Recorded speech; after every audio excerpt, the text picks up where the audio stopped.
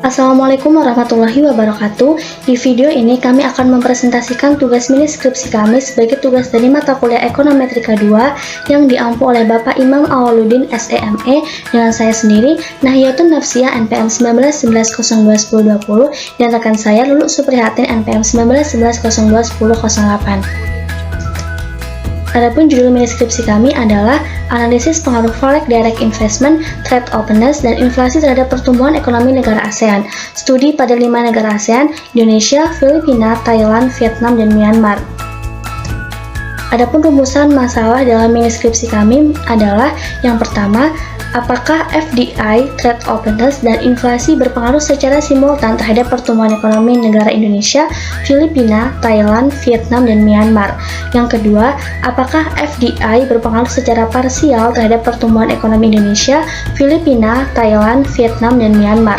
Yang ketiga, bagaimana pengaruh Trade Openness terhadap pertumbuhan ekonomi negara di kawasan ASEAN, Indonesia, Filipina, Thailand, Vietnam, dan Myanmar? Dan yang terakhir adalah bagaimana pengaruh inflasi terhadap pertumbuhan ekonomi negara di kawasan ASEAN, Indonesia, Filipina, Thailand, Vietnam, dan Myanmar.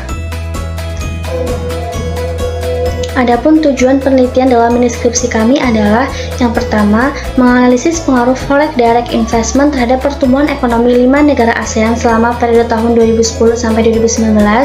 Yang kedua, menganalisis pengaruh Trade Openness terhadap pertumbuhan ekonomi 5 negara ASEAN selama periode tahun 2010 sampai 2019. Yang ketiga, menganalisis pengaruh inflasi terhadap pertumbuhan ekonomi 5 negara ASEAN selama periode tahun 2010 sampai 2019. Dan yang terakhir, menganalisis pengaruh Forex Direct Investment, Trade Openness, dan inflasi secara simultan terhadap pertumbuhan ekonomi 5 negara ASEAN selama periode tahun 2010 sampai 2019.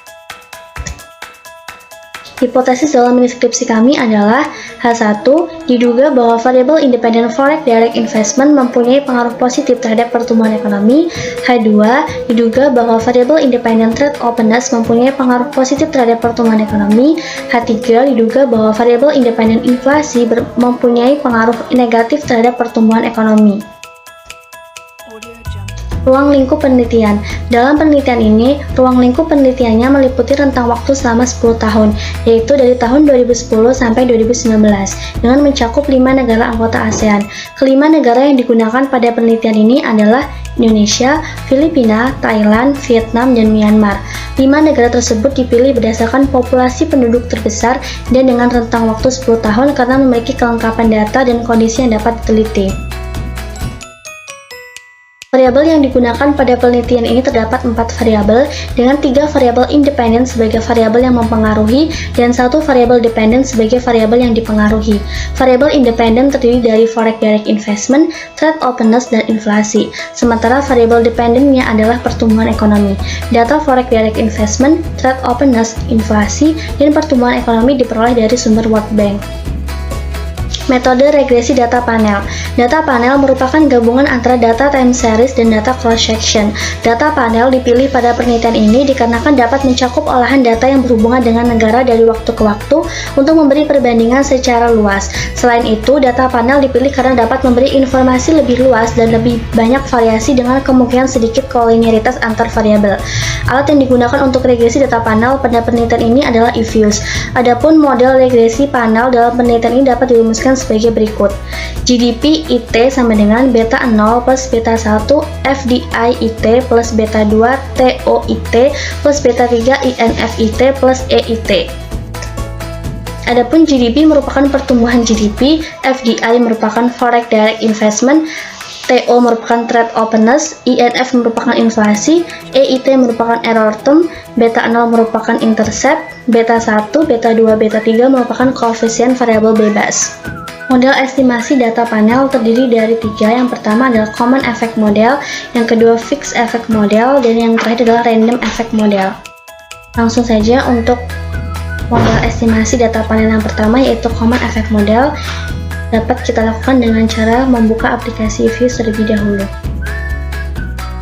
Berikut ini tampilan aplikasi eViews di mana saya sudah memasukkan data saya ke dalam aplikasi eViews, di mana variabel dependennya adalah GDP, variabel independennya adalah FDI, Trade Openness, dan juga inflasi. Caranya yang pertama, kita lakukan estimasi seperti biasa. Kita klik variabel dependennya yaitu GDP, kemudian tekan Ctrl, kemudian klik variabel independennya yaitu FDI, set openness, dan juga inflasi. Kemudian klik kanan, open as equation. Kemudian kita pindahkan variabel konstanta ke depan. Kemudian kita klik OK. Ini merupakan hasil estimasi data panel dengan menggunakan model Common Effect Model. Kemudian kita simpan hasil estimasinya dengan klik Name, kemudian kita beri nama Common Effect Model. Kemudian untuk estimasi dengan menggunakan model Fixed Effect Model, caranya kita klik Object, kemudian Copy Object, kemudian kita klik Estimate, kemudian kita klik Panel Option, kemudian kita untuk cross sectionnya ini kita ganti menjadi Fix, dan kita klik OK. Ini merupakan hasil estimasi data panel dengan menggunakan model Fixed Effect Model.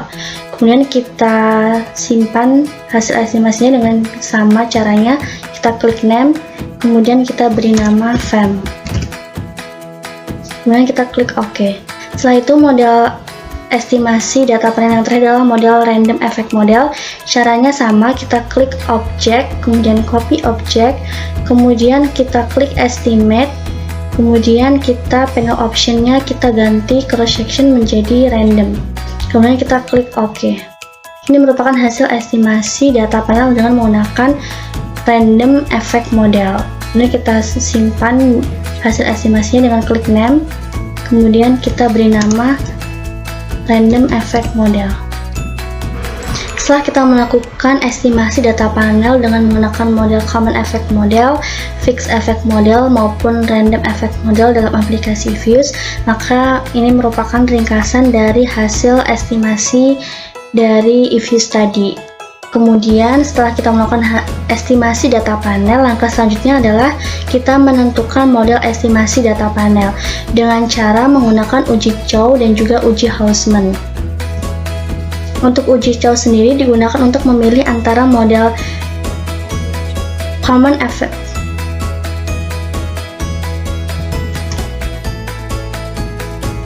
Setelah kita melakukan estimasi data panel dengan menggunakan aplikasi eViews tersebut dengan baik dengan menggunakan model Common Effect maupun Fixed Effect ataupun Random Effect, ini merupakan ringkasan dari hasil estimasi ketiga model tersebut. Selanjutnya, setelah kita melakukan estimasi data panel dengan menggunakan ketiga model tersebut, selanjutnya adalah kita menentukan model estimasi data panel mana yang paling terbaik dari ketiga model tersebut. Untuk yang pertama dengan menggunakan uji Chow dan juga menggunakan uji Hausman. Untuk uji Chow sendiri merupakan uji yang digunakan untuk memilih antara model Common Effect Model dengan model Fixed Effect. Caranya kita buka aplikasi eViews terlebih dahulu. Cara melakukan uji Chow adalah kita buka kembali hasil estimasi dengan menggunakan model Fixed Effect tadi. Kemudian kita klik View, kemudian kita klik Fix Random Effect Testing, kemudian kita pilih uji Fixed Effect. Maka hasilnya seperti berikut ini. Untuk interpretasinya akan saya jelaskan berikut ini. Kemudian kita interpretasikan dari hasil uji Chow tersebut. Yang pertama, hipotesis. H0 merupakan konstanta diferensial adalah 0, PLS, kemudian HA merupakan konstanta diferensial tidak 0, merupakan FEM. Diketahui bahwa probabilitasnya sebesar 0,0180 dengan alfa 5%, di mana probabilitas 0,0180 kurang dari 0,05, maka H0 ditolak. Yang berarti bahwa model yang tepat untuk menganalisis penelitian ini adalah model FEM dengan teknik LSTV daripada model PLS. Untuk uji selanjutnya adalah uji Hausman. Uji Hausman ini digunakan untuk memilih antara model FEM dengan model REM. Untuk caranya kita buka aplikasi eViews terlebih dahulu. Cara melakukan uji Hausman adalah kita klik hasil estimasi dengan menggunakan random effect model. Kemudian kita klik view, kemudian fix random effect testing, kemudian kita pilih yang Hausman test. Maka hasilnya akan seperti ini. Ini merupakan hasil dari uji Hausman dalam aplikasi eViews. Kemudian kita interpretasikan apa maksudnya. Yang pertama adalah hipotesis H0 merupakan VAM dan RAM tidak berbeda. HA merupakan VAM lebih efisien daripada RAM.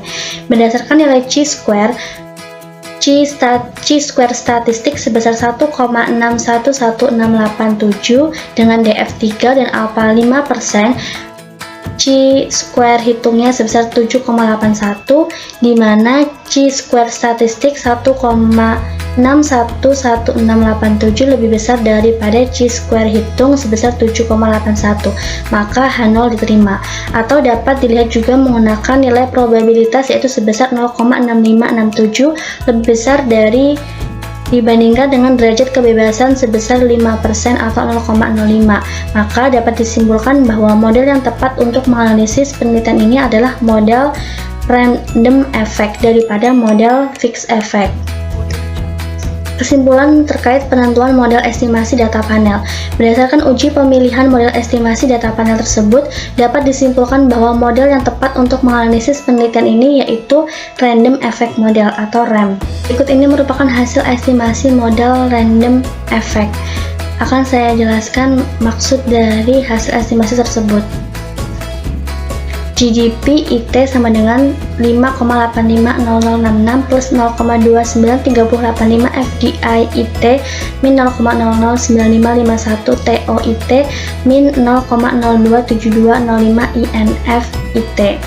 Adapun konstanta sebesar 5,850066 berarti jika FDI Forex Direct Investment, TO Trade Openness, dan INF inflasi nilainya adalah 0, maka GDP pertumbuhan GDP nilainya adalah 5,85%. Kemudian koefisien regresi FDI Forex Direct Investment sebesar 0,29385 yang berarti untuk setiap pertambahan Forex Direct Investment sebesar 1%, maka GDP pertumbuhan GDP akan meningkat sebesar 0,29%. Ceteris paribus. Kemudian untuk koefisien regresi TO Trade Openness sebesar 0,009551 yang berarti untuk setiap kenaikan keterbukaan perdagangan sebesar 1%, maka GDP atau pertumbuhan GDP akan turun sebesar 0,009%. Ceteris paribus. Dan yang kemudian koefisien regresi INF inflasi sebesar 0,02725 yang berarti untuk setiap kenaikan inflasi sebesar 1%, maka GDP atau pertumbuhan GDP akan turun sebesar 0,02%. Ceteris paribus. Kemudian ini terkait efek individu atau individual effect. Caranya kita buka kembali aplikasi eViews untuk mencari nilai dari individual effect tersebut. Cara mencari individual effect, caranya kita buka hasil estimasi dengan menggunakan random effect model, kemudian kita klik view, kemudian pilih fix random effect, kemudian kita pilih cross section effect. Ini merupakan individual effect yang diperoleh dari aplikasi eViews. Berikut ini merupakan interpretasi dari individual effect. Nilai konstanta untuk masing-masing negara adalah Indonesia sebesar 5,417366 diperoleh dari 5,850066 dikurang 0,432700, dan Filipina sebesar 6,459398 diperoleh dari 5,850066 plus 0,609332, dan Vietnam sebesar 6,384286 diperoleh dari 5,850066 plus 0,534220.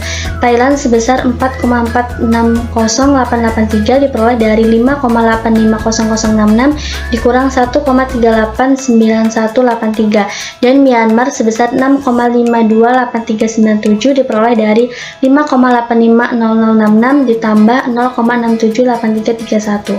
Maka dapat diketahui bahwa yang memiliki konstanta tertinggi dari 5 negara ASEAN adalah negara Myanmar dengan konstanta sebesar 6,528397. Hal ini berarti terkait pengaruh foreign direct investment, trade openness, dan inflasi terhadap pertumbuhan ekonomi, Myanmar cenderung memiliki pertumbuhan PDB yang paling tinggi. Sementara itu, konstanta terendah dimiliki oleh negara Thailand, yaitu sebesar 4,460883. Hal ini berarti terkait pengaruh foreign direct investment, trade openness, dan inflasi terhadap pertumbuhan ekonomi, Thailand cenderung memiliki pertumbuhan PDB yang paling rendah. Sekian penjelasan dari saya. Akan dilanjutkan oleh rekan saya, yaitu Lulu Suprihatin. Baiklah, selanjutnya saya Lulu Suprihatin, NPM 19/2/1008 akan melanjutkan penjelasan dari rekan saya Nahiyatun Nafsiyah, yaitu tentang pengujian asumsi klasik. Setelah sebelumnya kita melakukan pemilihan model, dan model yang terpilih dalam penelitian ini adalah model Random Effect Model atau model RAM. Selanjutnya kita akan melakukan pengujian asumsi klasik, di mana dalam model RAM ini hanya melakukan dua pengujian asumsi klasik, yaitu yang pertama deteksi normalitas dan yang kedua yaitu uji multikolinearitas. Pengujian ini dilakukan untuk mengetahui apakah data dalam penelitian ini terdistribusi secara normal dan untuk mengetahui apakah data ini terdapat masalah multikolinearitas. Baiklah, yang pertama yaitu deteksi normalitas dapat dilakukan di eFuse dengan cara model yang terpilih yaitu RAM, lalu kita klik View dan kita pilih Residual Diagnostic, kita pilih Histogram Normality Test, kita klik lalu keluar seperti ini, dan dapat kita jelaskan dalam PPT bahwasanya diketahui bahwa nilai Jarque-Bera sebesar 1,364897 dan probability-nya adalah 0,505378. Dari hasil deteksi normalitas di eFuse tersebut diketahui bahwa DF-nya adalah sebesar 2, T-square hitungnya sebesar 1,364897, alfanya adalah 5% atau 0,05, T-square tabelnya adalah 5,99. Sehingga dengan menggunakan uji Jarque-Bera sebagai berikut, hipotesisnya adalah H0 residu tersebar secara normal, HA residu tidak tersebar secara normal, dimana karena C-square hitung lebih kecil daripada C-square tabel, yaitu 1,364897 lebih kecil dari 5,99, maka H0 diterima, yang berarti bahwa residu tersebar secara normal. Selain itu, probability sebesar 0,505378 yang berarti lebih besar dari alpha 0,05, yang juga menandakan bahwa H0 diterima atau residu tersebar secara normal. Dari hipotesis tersebut akan menghasilkan kurva C-square di mana daerah yang dihasil adalah daerah penolakan dan daerah yang tidak dihasil adalah daerah penerimaan, di mana daerah penolakan dimulai dari 5,99 ke kanan, sedangkan C-square hitung adalah sebesar 1,364897 yang berarti berada di daerah penerimaan H0. Yang kedua yaitu uji multikolinearitas. Deteksi multikolinearitas ini digunakan untuk mengetahui apakah model regresi terbentuk adanya korelasi yang tinggi atau sempurna antar variabel bebas. Jika koefisien korelasi cukup tinggi hingga lebih dari 0,80, maka diduga terdapat multikolinearitas dalam model penelitian. Sebaliknya, jika koefisien korelasi relatif rendah, maka diduga model penelitian tidak mengandung multikolinearitas. Tabel ini dapat kita dapatkan dari eFuse, yaitu dengan cara quick, lalu pilih grup statistik, correlation, dan kita ketikkan variabel terikat dan variabel bebasnya, lalu kita oke.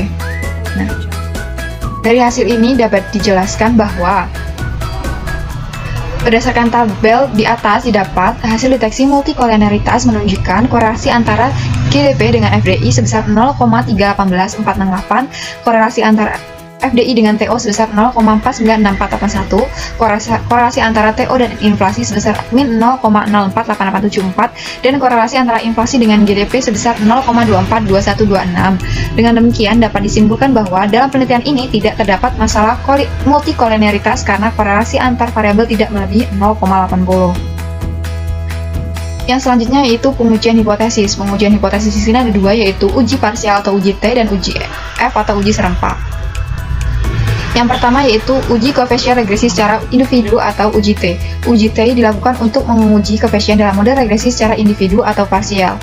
Nah, tabel ini didapat dari model estimasi RAM, yaitu model terpilih, rem sebagai berikut, yang dapat dijelaskan satu persatu FDI, TO, dan inflasi. Yang pertama yaitu uji T untuk Foreign Direct Investment atau FDI. Ketika naik, maka pertumbuhan ekonomi di 5 negara ASEAN akan naik. Uji T yang digunakan adalah uji T satu arah ke kanan, di mana hipotesisnya yaitu H0, beta 1 lebih kecil dari 0, tidak terdapat pengaruh positif Foreign Direct Investment terhadap pertumbuhan ekonomi di 5 negara ASEAN, dan HA-nya adalah B1 lebih besar dari 0, terdapat pengaruh positif Foreign Direct Investment atau FDI terhadap pertumbuhan ekonomi di 5 negara ASEAN, di mana DF adalah N kurang K kurang 1 sama dengan 50 dikurang 3 dikurang 1 sama dengan 46, alfa sebesar 5% atau 0,05, T statistik adalah 1,550367, dan T tabel adalah 1,67866. Karena T statistik sebesar 1,550367 lebih kecil daripada T tabel sebesar 1,67866, maka kesimpulannya adalah H0 diterima, yang berarti secara statistik variabel Foreign Direct Investment atau FDI nyata tidak berpengaruh positif terhadap pertumbuhan ekonomi di 5 negara ASEAN. Selanjutnya dari hipotesis tersebut didapat kurva distribusi T di mana daerah yang dihasil adalah daerah penolakan H0 dan daerah yang tidak dihasil adalah daerah penerimaan H0. Batas daerah yang dihasil adalah T tabel sebesar 1,67866 dan T hitung adalah 1,55035, yang berarti bahwa T hitung lebih kecil daripada T tabel, berarti berada pada daerah penerimaan H0. Selanjutnya yaitu ketika trade opens atau TO naik, maka pertumbuhan ekonomi di 5 negara ASEAN akan turun. Uji T yang digunakan adalah uji satu arah ke kiri, di mana hipotesisnya yaitu H0 beta 1 lebih besar dari 0, tidak terdapat pengaruh negatif trade opens atau TO terhadap pertumbuhan ekonomi di 5 negara ASEAN. HA-nya B1 lebih kecil dari 0, terdapat pengaruh negatif trade openness atau TO terhadap pertumbuhan ekonomi di 5 negara ASEAN, di mana DF sama dengan 46, alfa sebesar 5%, T statistik sama dengan min 0,944915, dan T tabel adalah min 1,67866. Karena T statistik sama dengan min 0,944915 lebih besar daripada T tabel yaitu sebesar min 1,67866, maka kesimpulannya H0 diterima, yang berarti secara statistik variabel trade openness atau TO nyata tidak berpengaruh negatif terhadap pertumbuhan ekonomi di 5 negara ASEAN. Dari hipotesis tersebut didapat kurva distribusi T di mana daerah yang diarsir adalah daerah penolakan 0 dan daerah yang tidak diarsir adalah daerah penerimaan H0. Daerah batas yang diarsir adalah T tabel sebesar min 1,67866 dan T hitung adalah min 0,944915, sehingga dapat diketahui bahwa T hitung lebih besar daripada T tabel yang berada pada daerah penerimaan H0. Yang ketiga yaitu ketika inflasi naik, maka pertumbuhan ekonomi di 5 negara ASEAN akan turun. Uji T yang digunakan adalah uji T satu arah ke kiri, di mana hipotesisnya yaitu H0 beta 1 lebih besar daripada 0, tidak terdapat pengaruh negatif inflasi terhadap pertumbuhan ekonomi di 5 negara ASEAN. HA-nya beta 1 lebih kecil dari 0, terdapat pengaruh negatif inflasi terhadap pertumbuhan ekonomi di 5 negara ASEAN, di mana DF-nya adalah 46, alfanya sebesar 5%, T statistik adalah min 0,337272 dan T tabel adalah min 1,67866.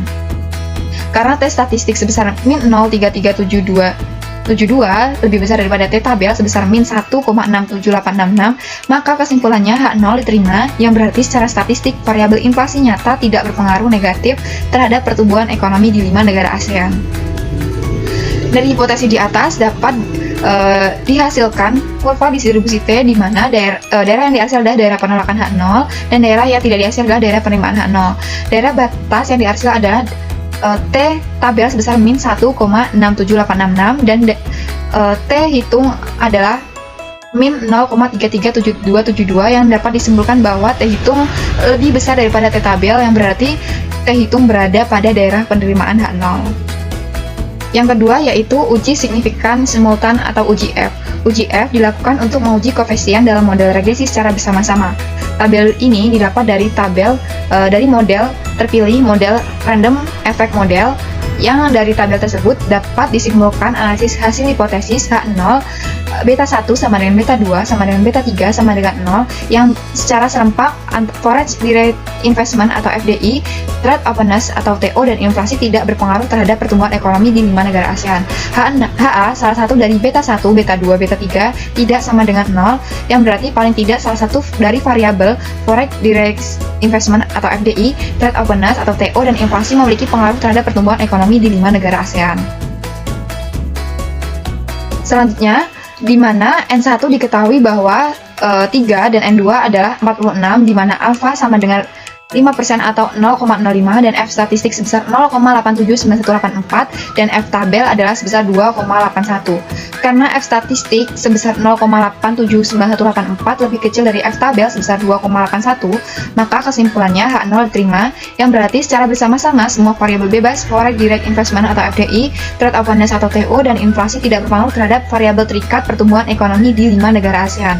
Dari hipotesis tersebut dapat menghasilkan kurva distribusi F, di mana daerah yang diarsir kuning adalah daerah penolakan H0 dan daerah yang tidak dihasil adalah daerah penerimaan H0. Daerah batas yang diarsir adalah F tabel sebesar 2,81 dan ini merupakan F hitung sebesar 0,87918 yang berada pada daerah penerimaan H0. Yang selanjutnya yaitu uji determinasi atau R-square. Koefisien determinasi atau R-square pada intinya mengukur seberapa jauh kemampuan model dalam menerangkan variasi variabel dependen. Nilai koefisien determinasi adalah di antara 0 dan 1. Hasil estimasi R-square adalah sebesar 0,054229 yang artinya variabel bebas foreign direct investment atau FDI, trade openness atau TO, dan inflasi mampu menjelaskan sebesar 5% pertumbuhan ekonomi di 5 negara ASEAN, sedangkan sisanya sebesar 95% tidak bisa dijelaskan oleh variabel bebas foreign direct investment atau FDI, trade openness atau TO, dan inflasi. Dari hasil tersebut dapat kita simpulkan bahwasanya pengaruh foreign direct investment atau FDI terhadap pertumbuhan ekonomi di 5 negara ASEAN, bahwa terdapat pengaruh positif yang diketahui dari nilai koefisien foreign direct investment atau FDI yang bertanda positif sebesar 0,29385. Pada tingkat signifikansi 5%, foreign direct investment atau FDI tidak signifikan terhadap pertumbuhan ekonomi di 5 negara ASEAN yang ditunjukkan oleh nilai probabilitas foreign direct investment atau FDI sebesar 0,1279 lebih besar daripada tingkat signifikansi yaitu 0,05. Sehingga dari hasil tersebut dapat dinyatakan bahwa foreign direct investment atau FDI tidak signifikan berpengaruh positif terhadap pertumbuhan ekonomi di 5 negara ASEAN. Yang kedua yaitu pengaruh trade openness atau TO terhadap pertumbuhan ekonomi di 5 negara ASEAN, menunjukkan bahwa terdapat pengaruh negatif yang diketahui dari nilai koefisien trade openness atau TO yang bertanda negatif sebesar 0,009551. Pada tingkat signifikansi 5%, trade openness TO tidak signifikan terhadap pertumbuhan ekonomi di 5 negara ASEAN yang ditunjukkan oleh nilai probabilitas trade openness atau TO sebesar 0,3496 lebih besar daripada tingkat signifikansi yaitu 0,05. Sehingga dari hasil tersebut dapat dinyatakan bahwa trade openness atau TO tidak signifikan berpengaruh negatif terhadap pertumbuhan ekonomi di 5 negara ASEAN. Yang ketiga yaitu pengaruh inflasi terhadap pertumbuhan ekonomi di 5 negara ASEAN, menunjukkan bahwa terdapat pengaruh negatif yang diketahui dari nilai koefisien inflasi yang bertanda negatif sebesar min 0,027205. Pada tingkat signifikansi 5%, inflasi tidak signifikan terhadap pertumbuhan ekonomi di 5 negara ASEAN, yang ditunjukkan oleh nilai probabilitas inflasi sebesar 0,7374 lebih besar daripada tingkat signifikansi yaitu 0,05. Sehingga dari hasil tersebut dapat dinyatakan bahwa inflasi tidak signifikan berpengaruh negatif terhadap pertumbuhan ekonomi di 5 negara ASEAN. Baiklah, sekian penjelasan dari kami tentang mini skripsi yang berjudul Analisis Pengaruh Foreign Direct Investment atau FDI, Trade Openness atau TO, dan Inflasi terhadap Pertumbuhan Ekonomi Negara ASEAN, studi pada 5 negara ASEAN yang memiliki populasi penduduk tertinggi yaitu Indonesia, Filipina, Thailand, Vietnam, dan Myanmar. Kurang dan lebihnya kami mohon maaf. Wassalamualaikum warahmatullahi wabarakatuh.